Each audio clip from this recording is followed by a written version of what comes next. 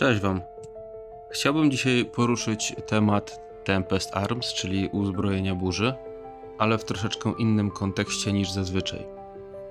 Nie będę mówił, co jest fajne, co jest dobre, co się opłaca produkować, albo co najlepiej jest sprzedać za dużo, żeby kupić sobie coś fajnego w sklepie ze sprzętem burzy. Chciałbym Wam dzisiaj opowiedzieć o temacie, który w zasadzie nawinęła mi liderka mojego sojuszu i który wydał mi się bardzo interesujący. Mianowicie chodzi o to, kiedy jest najlepszy czas, żeby swój sprzęt burzy sprzedać. Nawet nie chodzi o produkcję, nie chodzi o to, które umiejętności są najlepsze, tylko o właściwy czas sprzedaży waszego sprzętu burzy, no bo zwłaszcza jeżeli jesteśmy wypełniaczami rajdu, to taki dobry, markowy sprzęt burzy nie jest nam potrzebny, jeżeli w rajdzie na rezerwuar naszym zadaniem jest wypełniać rajd albo skakać po kałuży wody. Nie jest nam też dobry sprzęt burzy potrzebny, kiedy w wydarzeniu państwo kontra państwo naszym zadaniem jest wypełniać szturm, a kiedy dochodzi już walka każdy na każdego, założyć bańkę. W przypadku, kiedy nie jesteśmy stroną atakującą, dobry sprzęt burzy najlepiej jest wystawić na sprzedaż. Aczkolwiek sprzęt burzy, który gra domyślnie, ustawia minimalną kwotę sprzedaży bardzo wysoką, tak jak na przykład w przypadku tego Massbreakera, nie jest wcale gwarancją, że on za tyle się sprzeda. To jest ogólnie problem samej gry, bo tak jak widzicie, tylko dlatego, że 4 statystyki i trzeba tutaj nadmienić, są to bardzo dobre statystyki dla łowcy. Może oprócz tej drugiej, która faktycznie jest czerwona i ona daje bardzo duże wzmocnienie do battle power samego tego Tempest Arms, no to przy łowcy bardziej przydałoby się nie redukcja obrażeń, tylko wzmocnienie obrażeń naszych bohaterów, ale cała reszta, czyli zabójczość na czerwono, 2 razy atak na czerwono, no super statystyki, jeżeli chodzi o sprzęt burzy. Tylko że ta umiejętność Aura Cierni jest niesprzedawalna za 60 000 tokenów. No, ja w tym momencie ten sprzęt burzy sprzedaję już 7., 8. raz, wystawiając go o różnych porach dnia, z różnie długim okresem, kiedy on ma być na aukcji. I teraz do czego zmierzam? Chciałbym powiedzieć Wam, jaki jest najlepszy moment, kiedy należy wystawić swój sprzęt burzy na sprzedaż.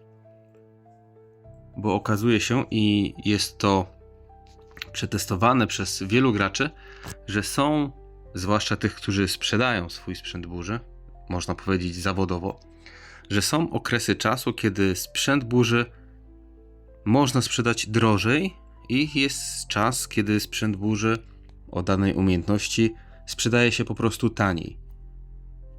Jest to wynikowa dużych wydarzeń, to znaczy przed Doomsday, po pierwszych meczach Doomsday, po zamknięciu tabel i rozpoczęciu fazy KO Doomsday, przed każdym meczem finałowym Doomsday oraz również, bo teraz tego wydarzenia mistrzostw Doomsday nie ma, ale za to mamy State vs State, czyli państwo kontra państwo, i to też jest dobry moment, kiedy możemy wystawić swój sprzęt burzy. I tutaj są 2 ścieżki.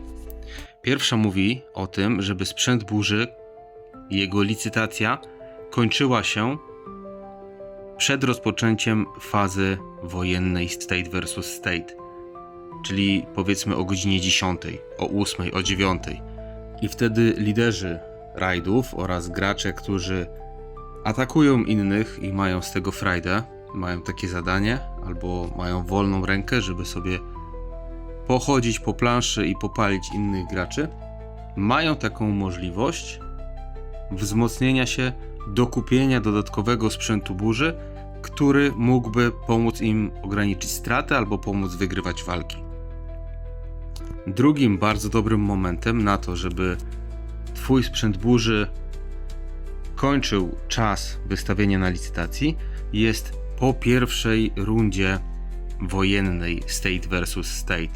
To znaczy, kiedy pierwsza runda z 3 się już skończyła, i jest ten czas, w którym możemy sobie doleczyć wojska, przeanalizować nasze mocne i słabe strony i ewentualnie poszukać sprzętu burzy, który może idealnie pasować pod naszego rywala albo pod rywala, z którym się mierzycie. Być może jeden sprzęt burzy typu Rising Valor byłby w stanie zmienić oblicze meczu, bylibyście w stanie wygrać budynek albo przytrzymać go, albo sprawić, że marsze rywala po prostu się odbiją. To są dwa takie momenty, które sprawiają, że sprzęt burzy może sprzedać się powyżej wartości minimalnej. Oczywiście takie sprzęty burzy jak mój Massbreaker, on nie ma szansy się sprzedać za tyle, ale musicie mi uwierzyć, że te 60 250 tokenów to jest najniższa cena, za jaką mogę go wystawić. Żebym mógł go wystawić za mniej tokenów, muszę zniszczyć którąś z tych statystyk. One są prawie perfekcyjne, ale musiałbym się ich pozbyć. Najlepiej, żeby tu się trafiły ze 2 fiolety i wtedy cena spadłaby do takiej, która byłaby realna dla tej umiejętności aura cierni, dla tego sprzętu burzy. Ewentualnie te 60 000 byłoby bardzo dobrą ceną, gdyby zamiast aury cierni był znak siły. I tutaj jest podobna sytuacja. Bardzo dobre statystyki. Mamy zabójczość na jeźdźcu, mamy zwiększenie obrażeń naszego bohatera i mamy zmniejszenie obrażeń rywala i jego eskadry powietrznej. I super skill, znak siły, no nic lepiej nie można trafić. Oprócz tego, że to jest sprzęt burzy dla jeźdźca. I do tej pory nosiła go moja Jamira, ale wraz z wejściem Shizuki postanowiłem sprzedać ten sprzęt burzy, ponieważ to jest genialny sprzęt burzy, ale nie dla graczy mojego pokroju. Także kończąc dzisiejsze dywagacje, sobota, kilka godzin przed rozpoczęciem wydarzenia, państwo kontra państwo, albo po pierwszej rundzie, po pierwszym etapie właśnie wojennym tego wydarzenia, to jest najlepszy czas, w którym nasz sprzęt burzy powinien schodzić z aukcji. I tego wam życzę, abyście stosując ten mały psychologiczny trik sprzedali wasz sprzęt burzy za więcej. A może wasz naddatek tych tokenów sprawi, że ja pozbędę się tego, co mam tutaj i kolejne jeszcze 12 sprzętów burzy czekają na sprzedaż. Dzięki, że spędziliście ze mną razem czas. Do zobaczenia w kolejnym odcinku. Cześć!